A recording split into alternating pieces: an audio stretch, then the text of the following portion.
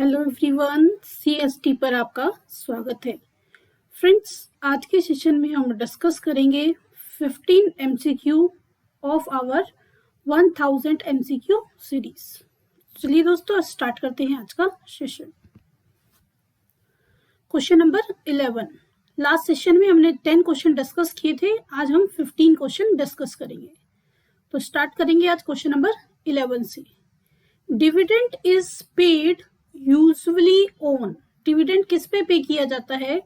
Issued capital पे, paid up capital पे, या फिर कॉल्ड अप कैपिटल पे, या फिर ऑथराइज कैपिटल पे।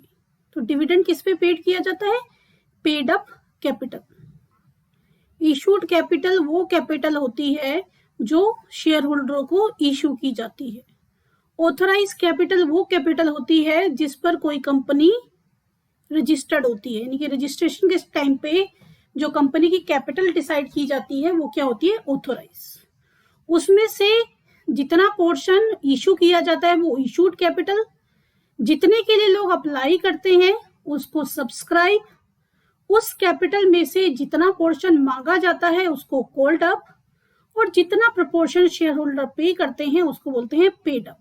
तो जो डिविडेंड है वो किसके ऊपर पे किया जाता है? पेड अप के ऊपर, यानी कि जितना शेयर का पोर्शन एक पर्टिकुलर शेयर होल्डर पे करता है उसके ऊपर डिविडेंड पे किया जाता है। Question 12। Garden limited forfeited 450 shares of ₹10 each, issued at a premium of ₹1 each, on which ₹8 including premium was called and ₹6 including premium was paid। ₹8 including premium मांगे गए थे और ₹6 including premium जो है मिल गए हैं। 350 of these shares were reissued for ₹7 each as ₹8 paid up। ₹8 paid up है और उसमें से ₹7 जो है उसके ऊपर जो शेयर है वो 350 शेयर इशू किए गए हैं। What amount shall be credited to capital reserve account? Capital reserve account में क्या अमाउंट आप क्रेडिट करेंगे? सबसे पहले आपने देखना है फॉर फीचर में कितनी वैल्यू आएगी। तो आपके पास शेयर थे 450, इनमें से आपने ₹8 इंक्लूडिंग प्रीमियम मांगे थे, लेकिन ₹6 इंक्लूडिंग प्रीमियम आए हैं। फॉर फीचर की एंट्री में अगर प्रीमियम मिल जाता है तो उसको शो नहीं करते हैं, यानी कि उसको एक्सक्लूड कर देते हैं अमाउंट में से। अगर प्रीमियम नहीं मिलता है उसको तभी फॉरफिटेड की एंट्री में शो करते हैं। तो यहाँ पे आपको प्रीमियम मांगा गया था और प्रीमियम मिल गया है, यानी कि आप जो फॉरफिचर में वैल्यू दिखाएंगे वो प्रीमियम को हटा के दिखाएंगे। ₹1 का प्रीमियम था, ₹6 यानी कि ₹6 इंक्लूडिंग प्रीमियम मिला है, तो 6 में से 1 लेस किया 5। कितना रिसीव हुआ? 450 शेयर्स पर ₹5 ईच गेट हुआ है, यानी कि कितना गेट हुआ आपको? 0, 5 5 जा 25, 5 4 जा 20, 22। अब उसमें से री इशू किए सिर्फ 350 शेयर्स। तो आपने देख लेना है ये फॉरफिटेड अमाउंट का 450 शेयर्स का अमाउंट है, तो इसमें से 350 के लिए क्या होगा? क्योंकि कैपिटल रिजर्व में हम वही वैल्यू ट्रांसफर करते हैं, उन्हीं शेयर का फॉरफीचर का बैलेंस ट्रांसफर करते हैं जो शेयर क्या हो जाते हैं? री इशू। तो 450 शेयर का फॉरफीचर है 2250, री इशू सिर्फ 350 किए हैं। तो कैपिटल रिजर्व में कंपैरिजन करते समय हम क्या यूज करेंगे? 350, यानी कि वो शेयर का बैलेंस जो कि री इशू किए गए हैं। यहाँ से कट करके आप इसको क्या करोगे? सॉर्ट आउट कर लोगे। 5 9 जा 45, 5 7 जा 35, 9 से कट कीजिए, 9 2 जा 18, देन 4 9 5 जा 45, यानी कि कितनी वैल्यू आ गई आपकी? 0 7 5 जा 35, 7 2 जा 14 और 3 17, यानी कि 350 शेयर्स का जो फॉरफिटेड का बैलेंस है वो है 1750। अब री इशू की आप बात कर रहे हो तो री इशू में कौन सी वैल्यू लेते हैं? Paid up. फॉर फीचर में कॉल्ड अप वैल्यू लेते हैं और री इशू में पेड अप वैल्यू लेते हैं। अब यहाँ पे अगर हम बात करें कि आपने री इशू किया है ₹1, ₹7 ईच और पेड अप है ₹8 ईच, यानी कि कितना एडजस्ट करने की जरूरत पड़ेगी फॉर फीचर से ₹1 पर शेयर। टोटल शेयर 350 है, ₹1 पर शेयर जो है एडजस्ट करना पड़ेगा फॉर फीचर बैलेंस से। तो आपका कितना बैलेंस कैपिटल रिजर्व में क्रेडिट होगा? 750 फॉर फीचर था, उसमें से 350 यूज कर लिया फॉर री इशू, तो कितना बैलेंस बच गया? 1400, यानी कि option number B is the right answer. Clear है? Now come at next question. The portion of the capital which can be called only at the time of winding up of the company is known as। Capital का वो portion जो winding up के time ही मांगा जाता है, उस portion को क्या कहते हैं? Reserve capital. कई कंपनियां क्या करती हैं, जितने की फेस वैल्यू होती है वो पूरी की पूरी वैल्यू शेयर होल्डर से कॉल नहीं करती, उसका एक पर्टिकुलर प्रोपोर्शन सेट कर देते हैं कि ये प्रोपोर्शन हम तभी मांगेंगे जब कंपनी क्या होगी? वाइंड अप होगी, और उस प्रोपोर्शन को क्या कहते हैं? Reserve capital. Question number 14। Dinesh software limited forfeited 2000 shares of ₹100 each. ₹60 called up issue at par to Karina, on which she has paid ₹20 per share. 60 called up थे, लेकिन उसने इसमें से कितना पे किया है? ₹20 per share. Out of these 150 shares were reissued to Rajni for ₹45 per share as ₹60 paid up. Amount to be transfer to capital reserve account. Capital reserve account में कितनी अमाउंट ट्रांसफर करेंगे? अभी मैंने लास्ट क्वेश्चन में भी बताया था, इस टाइप का जो क्वेश्चन आया था, कैपिटल रिजर्व में हम जितने शेयर रीइश्यू करते हैं उनका बचा हुआ बैलेंस ट्रांसफर करते हैं। तो सबसे पहले आप देखिए, आपको 2000 शेयर आपने इश्यू किए हैं at the rate of 100 each, 60 called up है, और किसको की है? करीना को, और उसने सिर्फ पे की है 20 पर शेयर। पार की बात हो रही है तो उसमें और कुछ तो है नहीं। 20,000 शेयर हैं और उसने दिए हैं ₹20 पर शेयर, यानी कि कितना पैसा पे कर दिया उसने? 40,000। 2 2 जा 4 एंड देन मल्टीप्लाई करके क्या आ गया? 40,000। ये 40,000 रिसीव कितने पे? 2000 शेयर पे। कैपिटल रिजर्व में ट्रांसफर करते समय हमें उनका फॉर फीचर बैलेंस निकालना होता है जो हमने रीइश्यू किए हैं। कितने शेयर हमने रीइश्यू किए हैं? 150। सॉर्ट आउट कर दीजिए, 30 से 30 कैंसिल, 20 मीन्स कितना आ गया? 3000। 150 शेयर का फॉर फीचर का बैलेंस है 3000। अब देखिए कितना एडजस्टमेंट हुई एट द टाइम ऑफ री इशू। 45 पर शेयर इशू किया गया है और पेड अप है 60, यानी कि कितना एडजस्ट किया? ₹15 पर share.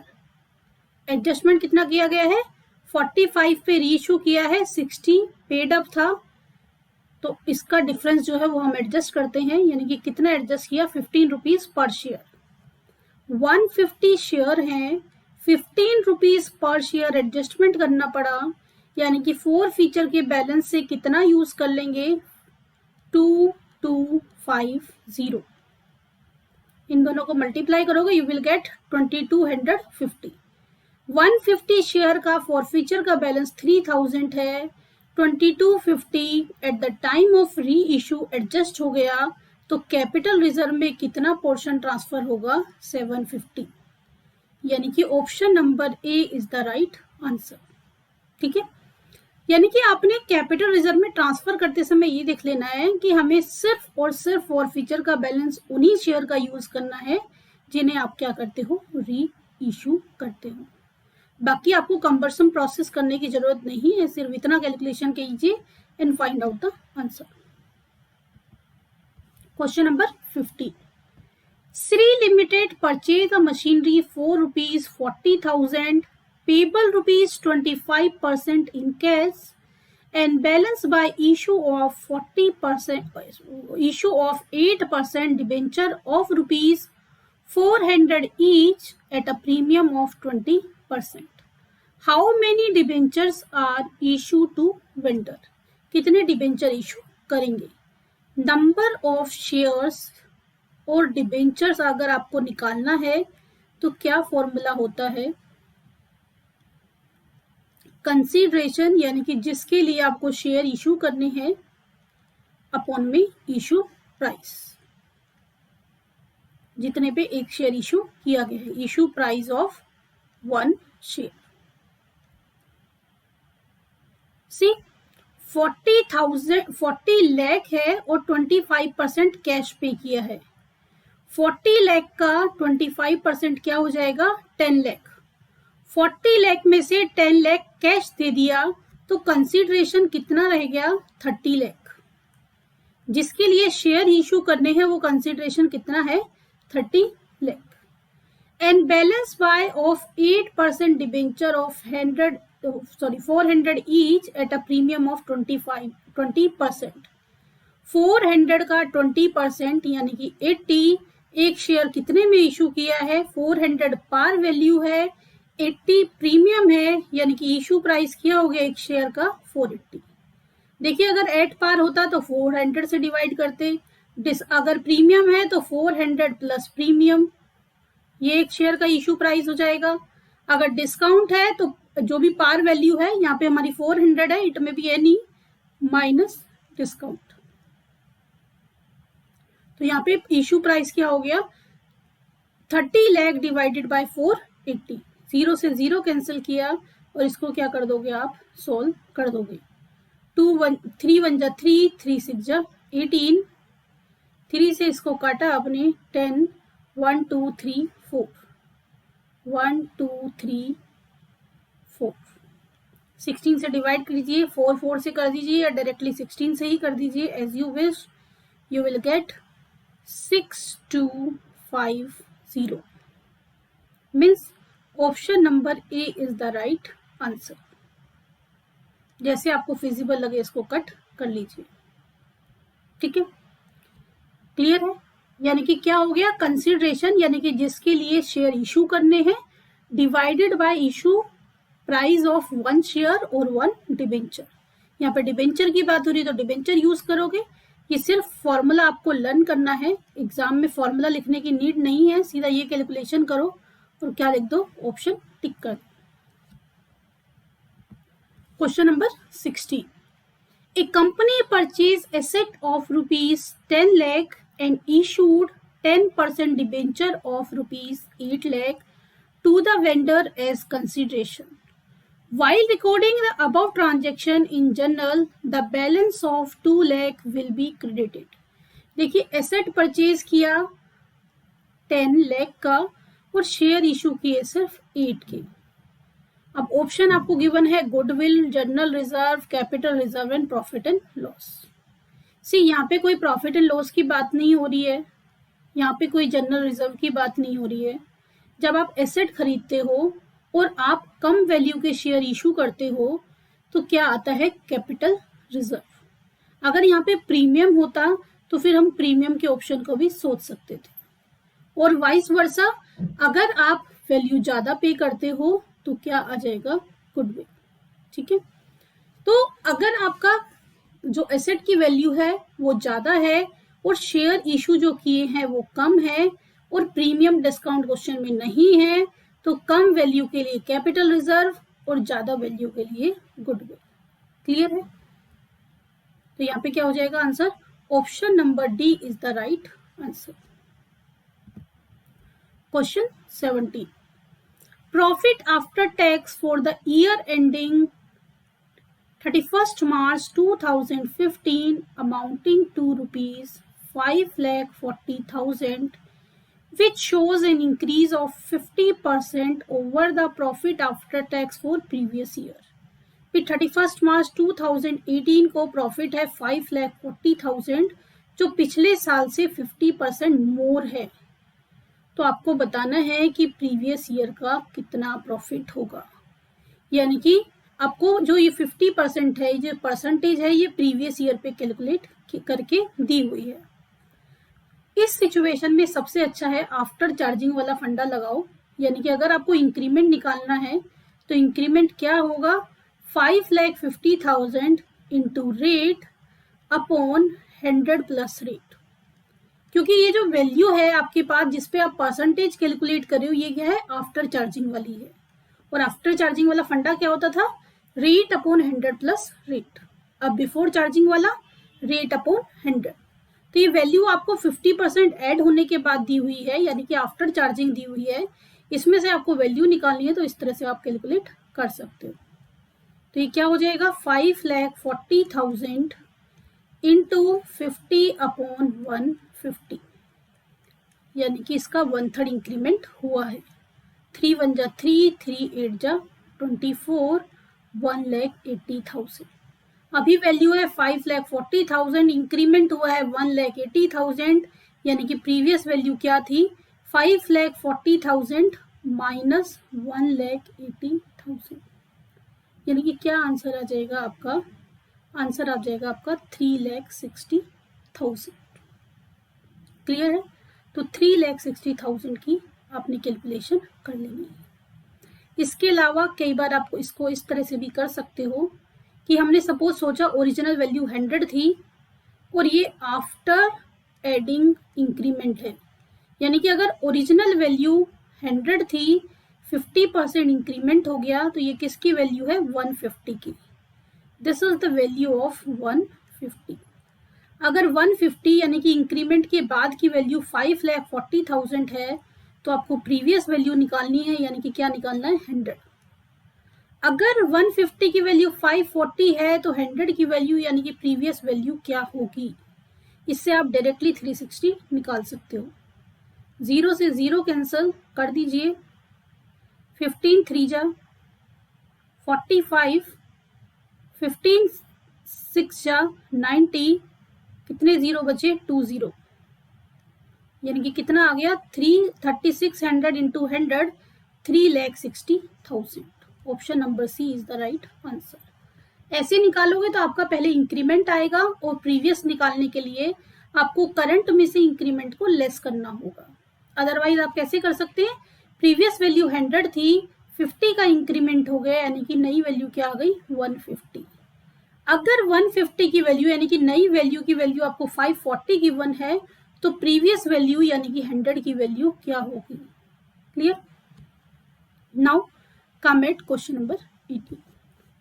Which one is not the purpose or objective of analysis of financial statement?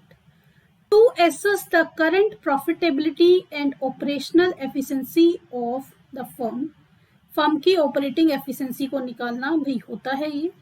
To जज the ability of the firm to repay it's डेब्ट, ये भी होता है एनालिसिस का फंडा। To show the financial position through balance sheet and profitability through profit and loss account. This is not the objective of analysis of financial statement. देखिए analysis of financial statement की बात हो रही है और बैलेंस शीट और profit and loss financial statement होते हैं, इन्हीं का एनालिसिस किया जाता है, यानी कि एनालिसिस के लिए गिवन हमें होते हैं, तो ये एनालिसिस का ऑब्जेक्टिव नहीं है। क्लियर है। To identify the reason for change in profitability and financial position of the firm. Firm की फाइनेंशियल पोजीशन क्यों चेंज हो रही है, प्रॉफिटेबिलिटी क्यों चेंज हो रही है, we are also calculating this with the help of analysis of financial statement. तो यहाँ पे फाइनेंशियल पोजीशन से इसका कोई रिलेशन नहीं होता है। Now come at question number 19. Analysis of comparative financial statement include.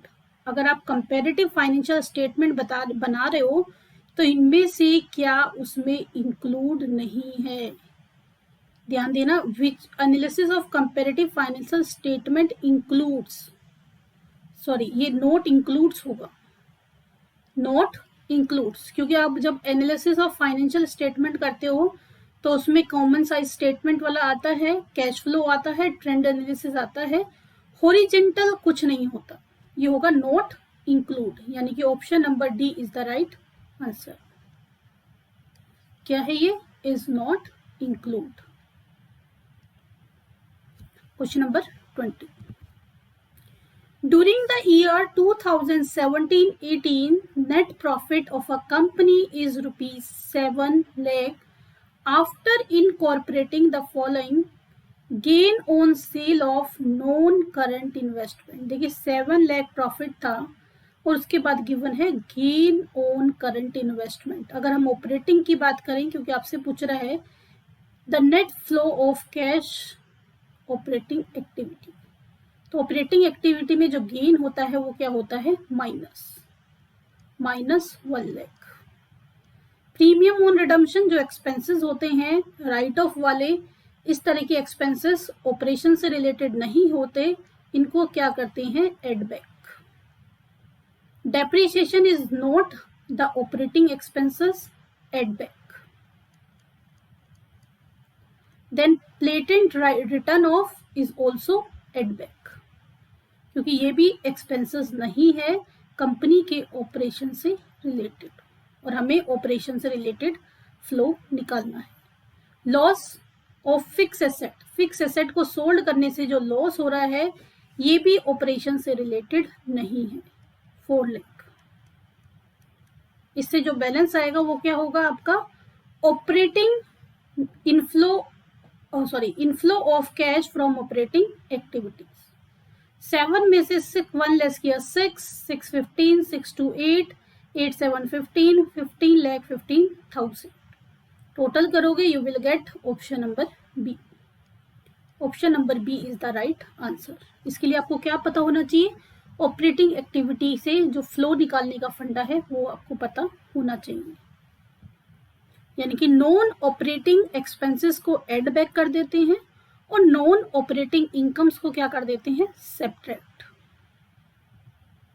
Question number 21, which one is true? Financial statement reflect current situation, financial statement current situation को दिखाती हैं। Asset shown in the balance sheet reflect expire cost, balance sheet में expire cost होती है। Balance sheet disclose information related to loss of market, ये तो बिल्कुल भी नहीं हो सकता। Financial statement do not contain qualitative information, ये करेक्ट है। फाइनेंशियल स्टेटमेंट में क्वालिटेटिव इंफॉर्मेशन नहीं होती है, उसमें सिर्फ क्वांटिटेटिव इंफॉर्मेशन होती है। वो इंफॉर्मेशन होती है जिन्हें आप मॉनेटरी टर्म में, मनी में कन्वर्ट कर सकते हो। Option number D is the right answer. Cash, question number 22, cash collected from debtor be deemed as. अगर फंड की बात करें तो जो कैश कलेक्टेड होता है डेटर से वो चेंज इन वर्किंग कैपिटल में शो होता है, लेकिन यहाँ पे ऑप्शन में है ही नहीं। सोर्स ऑफ फंड, जहां से फंड आता है लॉन्ग टर्म के लिए। एप्लीकेशन, जहां लॉन्ग टर्म के लिए फंड को यूज करते हैं। इंक्रीज इन फंड, फंड में इंक्रीमेंट होना, इसे तो हम यूज करते ही नहीं हैं फंड फ्लो के कंसर्न में। तो यहाँ पे कैश कलेक्टेड फ्रॉम डेटर्स को क्या कहेंगे?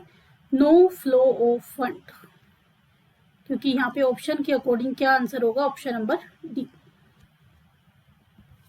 Question 23, fund flow statement is a study of. Fund flow statement में हम फंड के लिए आप क्या क्या कैलकुलेट करते हो? चेंज इन वर्किंग कैपिटल करते हो, profit and loss from operation calculate करते हो, एप्लीकेशन एंड यूसेज और you can say application usage और सोर्स ऑफ फंड कैलकुलेट करते हो। तो चेंज इन प्रॉफिटेबिलिटी से कोई फर्क नहीं पड़ता, इन्वेस्टमेंट में इसका कोई रोल नहीं होता। कैश पोजीशन इससे नहीं देखते हैं, वो कैश फ्लो से देखते हैं। तो फंड फ्लो का आंसर क्या हो जाएगा? Change in working capital. Option number 3 is the right answer. Question 24, which of the following is not a mode of liquidation of a company. Company कब लिक्विडेट होती है, यानी कि वाइंडिंग अप होती है। तो यहाँ पे ऑप्शन जो दिए हुए हैं उनमें से कौन सा तरीका नहीं है, ये ध्यान रखना है। क्या बोला है? Note C compulsory winding up by the court. कई बार कोर्ट जो है देखता है कि कंपनी अगर कोई इलीगल एक्टिविटी कर रही है या कॉन्टिन्यूसली लॉस में चल रही है, वो अपने जो उसके क्रेडिटर्स हैं जिनके ऊपर ड्यूज है उनको पे नहीं कर रही, तो उसको वाइंडिंग अप कर देती है। करेक्ट है ये। Voluntary winding up by the member, अगर सारे मेंबर एग्री होते हैं तो वो कोर्ट में अप्लाई करके अपनी कंपनी बंद कर सकते हैं। Winding up under the supervision of court, कुछ सिचुएशन में कोर्ट के सुपरविजन में वाइंडिंग अप होता है, right. Winding up by the director, director का वाइंडिंग अप कोई वाइंडिंग अप का तरीका नहीं होता है, यानी कि इसका आंसर क्या हो जाएगा, option number D. Clear. Next question और आज की क्लास का last question, which one is true. Accounting involves only the recording of business transaction, accounting में सिर्फ बिजनेस ट्रांजेक्शन को रिकॉर्ड करते हैं। भाई अकाउंटिंग में बिजनेस ट्रांजेक्शन नहीं, अकाउंटिंग में मॉनेटरी ट्रांजेक्शन रिकॉर्ड होती है। बिजनेस में बहुत कुछ ऐसा होता है जिसे हम बुक्स ऑफ अकाउंट में रिकॉर्ड नहीं कर सकते। A transaction which increase the capital is called income, ये हो सकता है बट देखना है रिलेटेड ऑप्शन के अकॉर्डिंग। भाई जिस चीज से कैपिटल इंक्रीज होती है उसको इनकम कहेंगे, और जिससे कैपिटल डिक्रीज होती है उसको क्या कहते हैं, एक्सपेंसेस।